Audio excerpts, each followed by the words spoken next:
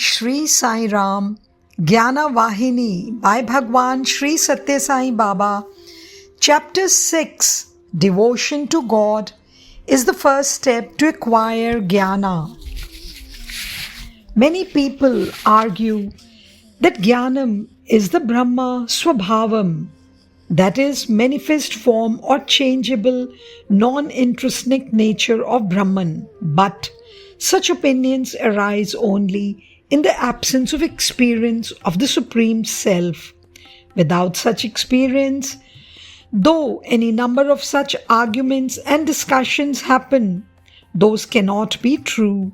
I declare aloud that Jnanam is Brahma Swarupam, true form or essence of and changeless intrinsic nature of Brahman, not a mere Brahma Swabhavam. The Vedas and Shastras announce that Brahman itself is Satya, Jnana, Ananda, Swarupam, that is Brahman of the intrinsic nature of Satya, Jnana and Ananda, and not that Brahman is Satya, Jnana, Ananda, Swabhavam, that is, Brahman reveals itself through Satya, Jnana and Ananda. Indeed, Brahman cannot be described as such and such. That is why Brahman is called Sanmatra Swarupam, purely existent reality. Jnana too is such. That is why Jnana too is called Sanmatra Swarupam. If Jnana is not the Swarupa of Brahman, then what about the Shrutis that use the word Vijnana, Ghana, nothing but pure Jnana, to indicate Brahman? Only those who are unaware of the Shrutis, Vedas and Shastras will assume that Jnana and Brahman are distinct. They can only be called as complete ignorance. Jnana is beyond three gunas. That is the three gunas, that is Sattva, Rajas and Tamas. All knowledge that is limited by the three gunas is ajnana or ignorance. So, how can such limited knowledge be jnana? Brahman too is beyond three gunas. Thus, jnana is the swarupa of Brahman. It is not that one has attributes while the other is attributeless. Both Brahman and Jnanam are attributeless.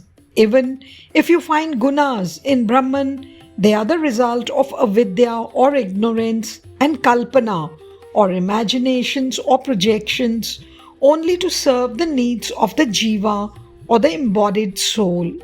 During the state of the embodiment, Jnana hinaha Pashubhi Samanaha, meaning the Jnana hinas, ones who are devoid of Jnana, are said to be equal to Pashu, or beast or animal.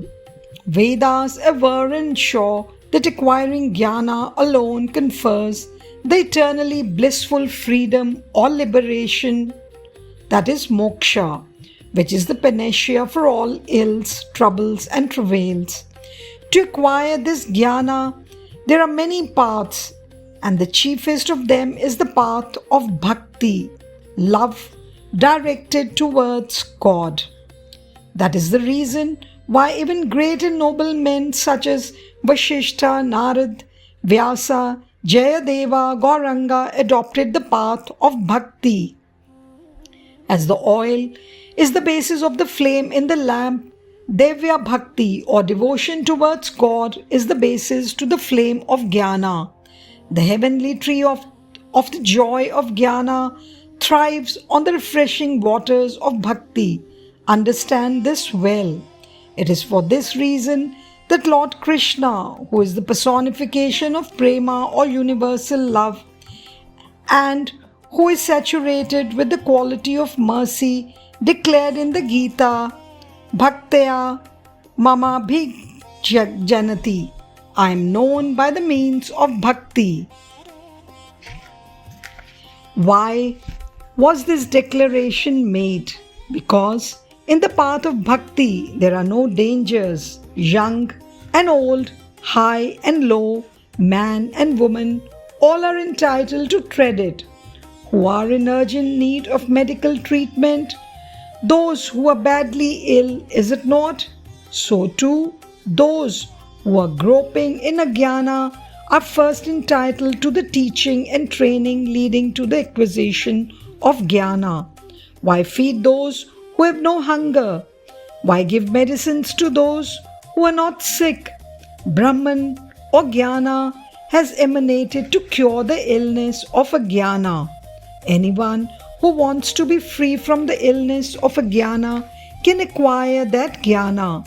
Jnana, once attained, destroys all kinds of impurities. Without any distinctions of status, class, or gender, all are entitled to gain that jnana. If someone says that women are not entitled to it, then why is it mentioned that Lord Shiva taught Vedanta to Parvati? Or how did Kapilacharya, the great yogi, teach Sankhya philosophy to his mother Devahuti as part of teaching Brahmagyanam? Or how did Yajnavalkya, the great sage, impart the essential principles of Vedantic philosophy to his wife Maitreyi? Are all these famous examples mentioned in the scriptures like Bhagavata and Brahmana Upanishad false? They cannot be false. The scriptures where these facts are mentioned speak only the profound truth.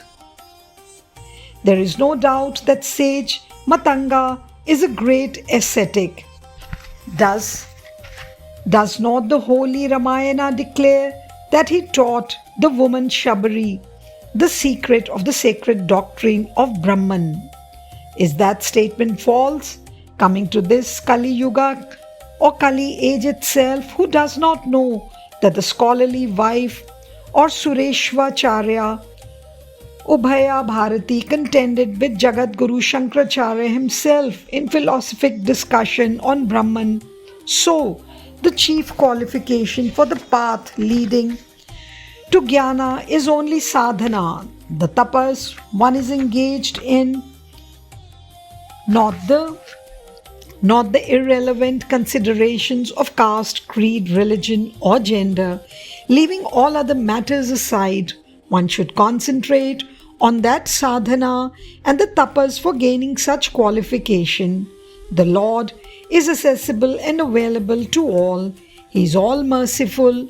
No one except the Lord has the authority to declare anyone unfit for the discipline of jnana. If you reflect a little deeper, you will realize that the Lord would not deny anyone the chance to reach Him. How can He refuse or reject His own kith and kin to reach Him? Will He say it is erroneous? A father with 4 sons cannot state that one of them has no right to a share in his property. It won't be just or proper. Then what shall be said of the Lord, who is devoid of the slightest tinge of partiality or prejudice, and who is full of mercy? To attribute favoritism to Him by saying that He favors only such and not others for learning Brahma Vidya or the supreme knowledge of the self is to commit sacrilege. Referring to this question of who is entitled and who is not entitled to Brahma Vidya, Lord Krishna said in the Gita, I have no favorite, nor do I dislike anyone, whatever might be the caste, whether the person is man or woman. Whoever worships me with faith and devotion will reach me. Nothing can stand in their way. I too will manifest in the hearts of such. Is the Gita therefore meaningless? No, the Gita speaks profound truth. There is another wrong belief present today.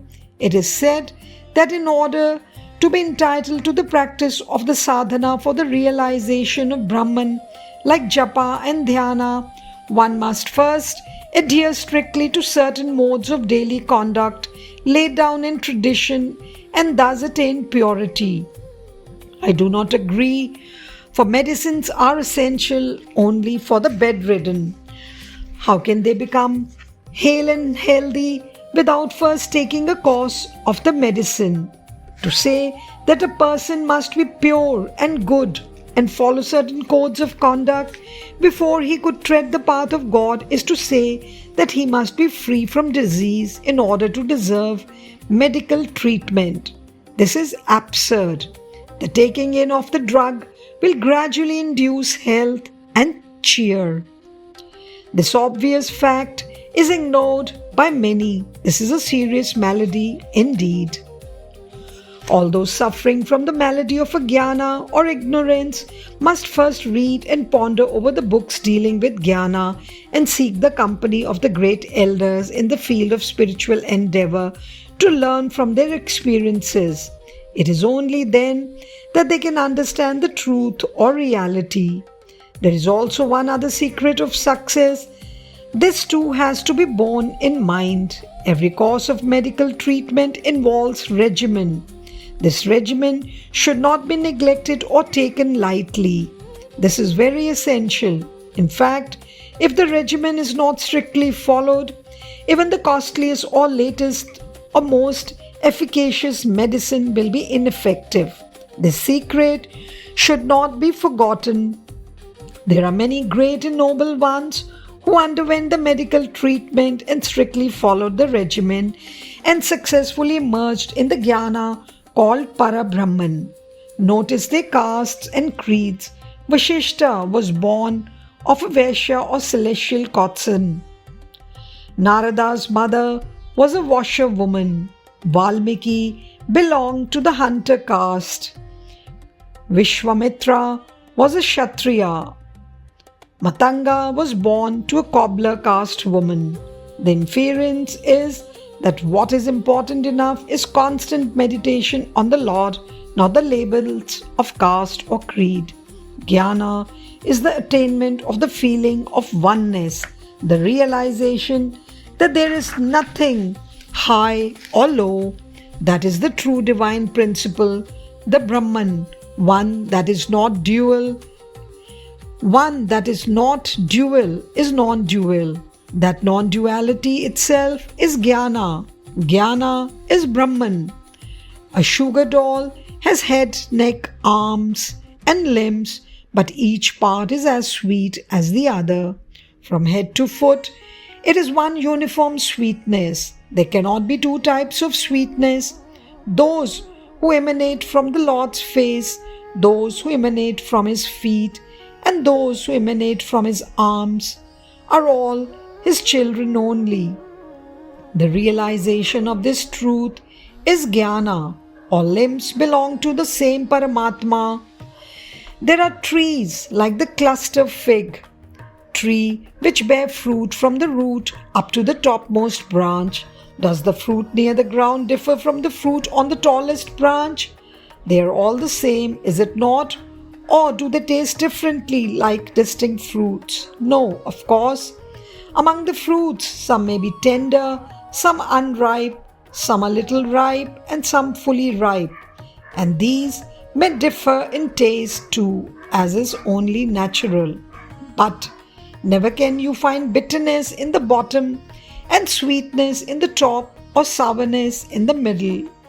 Tender, green, and ripe are three stages or three characteristics. So too, the four castes or the four classes of people are according to four characteristics or the gunas. According to their gunas and their karmas or activities, the four castes have been ordained. Like the fruits on the same tree, some tender, some green, and some ripe, men too are considered as of four groups, according to the stage of development as judged from their actions, skills, and gunas. Those in whose thoughts and behavior the sattva guna or the pure qualities predominates are grouped as brahmanas or masters of Vedic lore or priests. Those in whom rajoguna or quality of passion and restlessness is dominant are referred to as Kshatriyas or the warrior caste. Thus, Shastras have spoken of ingrained qualities as the basis of caste, not otherwise. Why? The Gita itself proclaims that the four castes have been established by the Lord, taking into consideration the dominance of the either of the three gunas and the practice of karmas like japam, dhyanam, and other disciplinary duties. Though born as a Shudra, a person does attain Brahminhood through the sadhana of Brahmanishta, or the absorbed contemplation of the absolute consciousness, God. Though born as Brahman, if that ideal and the effort to attain Brahman is not found, that person becomes Shudra. Anusthana or the practices or austerities and Nishtha or discipline, these two are the criteria, the deciding factors for high caste or low caste. The inner Atmic principle is the same in all. It knows no caste or class or any other distinctions. To realize such Atmic principle, Bhakti is the first step. Eventually, Bhakti merges in Jnana and becomes identified with it. Bhakti and Jnana should not be considered as separate. Without being an unripe fruit first, how can you get ripened fruit? All three, unripe fruit, little ripe fruit, and fully ripe fruit, are basically the same fruit, isn't it? Similarly, Bhakti ripens into Jnana, so do not speak of them as different.